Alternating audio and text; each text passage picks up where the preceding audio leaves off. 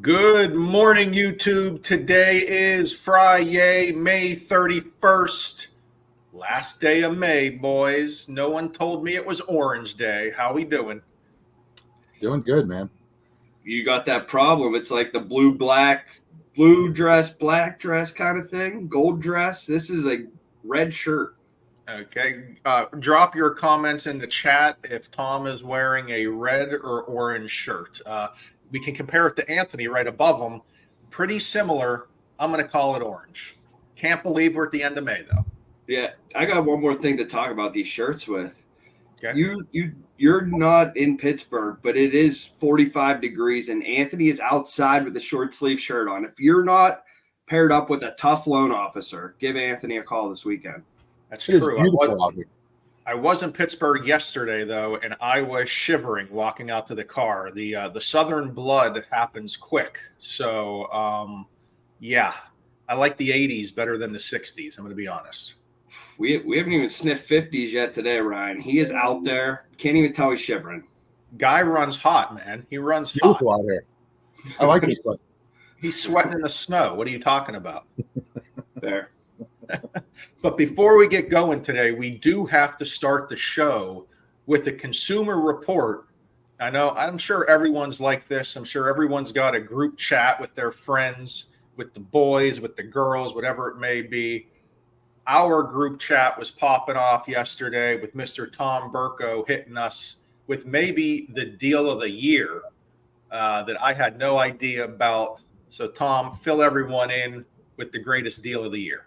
Yeah, I know a lot of you guys like to deliver stuff right to your doorstep. So, and most of you probably have Amazon Prime. So Amazon Prime teamed up with Grubhub yesterday, and they are now offering free delivery through Amazon Prime with Grubhub Plus. So make sure you get in there, sign up for Grubhub and Amazon together combined, and get your food delivered just like you get all your other things delivered.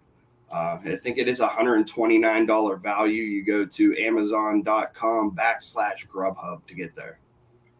We do have one person in the chat. He also must be colorblind saying it's red, but we'll stick with orange for now. But yeah, I thought Tom was lying. What color's your shirt then? Pink? No, this is a purplish red. Okay. Okay.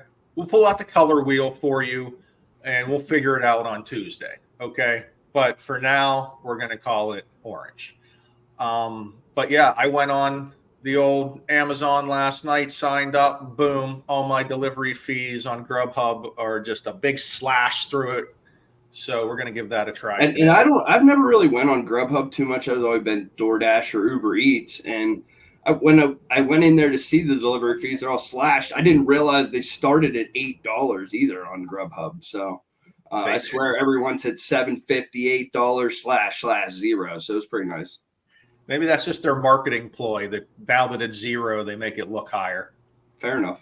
That's a good job by them, man. Marketing is the key. But moving into the last day of May, can't believe it. If we listen to the Fed at the beginning of the year, we should be sitting here poised and primed, ready for a rate cut in June. Obviously, that has been thrown out the window months ago. We probably won't see any rate cuts this year because, frankly, inflation isn't going anywhere. It's been here for 4 years. We all understand when the government doesn't stop spending money, inflation isn't going to go down. So for at least the near future, I wouldn't expect inflation to go anywhere. I don't expect any rate cuts in 2024 at all. And really, we're just seeing rates fluctuate between 6.5 and 7.5 this entire year. 6.5, we were seeing an APR 6.705. When they were up to 7.5, we're seeing an APR of about 7.708. So we've seen a whole point of fluctuation this year, but we started the year at about 6.5, where we were hoping to see rates drop, where everyone, all the economists and all these professionals and experts were saying that we were going to see rates down in the 5s in 2024. And that has no chance of happening unless we go with one of the great state bond programs we have for first-time home buyers. We'd have to get into that a little bit later, but Rates in the fives. Rates in the fives. as we sit here today, the last day of May, I would say most interest rates, and here we go. Anthony's pulling up my favorite candlestick chart, and this is every day of trading for mortgage interest rates throughout the year. The lower on the chart, the worst rates are. The left of the chart was the beginning of the year. The right of the chart is today. And if you see on the right of the chart, we have a trend going towards the bottom of the graph, which means rates have been getting worse the last couple of weeks. And we're not as bad as we were in April. April was the highest we've seen in rates this year, but we're still sitting right around 7%, and they're not going anywhere with where inflation is. There's no magic item that's going to happen. It's going to drop rates overnight. So the buyers that are sitting on the fence, waiting for this giant drop in interest rates, they're going to be waiting a long time. And as they're waiting, guess what happens to home values? They go up. They're soaring. They go up. I mean, their home prices aren't coming down. Unless we have a giant economic crash, home prices are not coming down. So the sooner you can get into a home with a payment that you can afford, the better off you are as a home buyer. That's just the easiest way I can say.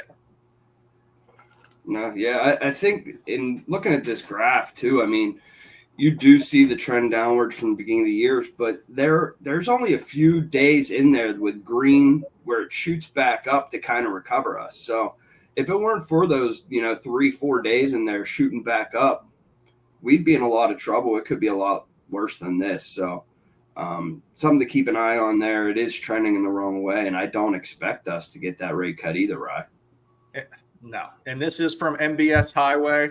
No free ads, but Barry Habib is the man. He gives us our intelligence on a daily basis of what we should be doing with interest rates. But yes, usually those biggest days of the red lines you see there, that's the inflation number days, or that's economic news that's come out that affects that day. But also, this is why it's so important to talk to us when you get your offer accepted on if you should lock your rate or not.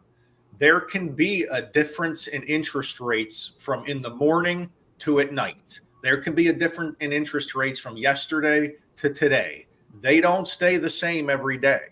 So you have to understand what's going on. We do our best to kind of try to predict the future, even though it's not possible, to figure out what's the best scenario for you as a buyer to lock your rate in, to float your rate, to make sure you get the best interest rate possible.